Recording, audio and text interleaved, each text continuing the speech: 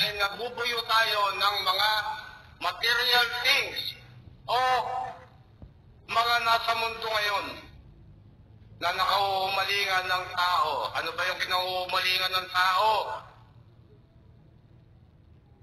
Diba gadget? Internet connection. Kapag wala kang internet, parang feeling mo mamamatay ka na eh. Ay, may right. Totoo ba yun? O, diba? Aminin natin. Kapag wala na tayong pambigo, anong pakiramdam natin? Nasa kalabang bahay ko. Oo.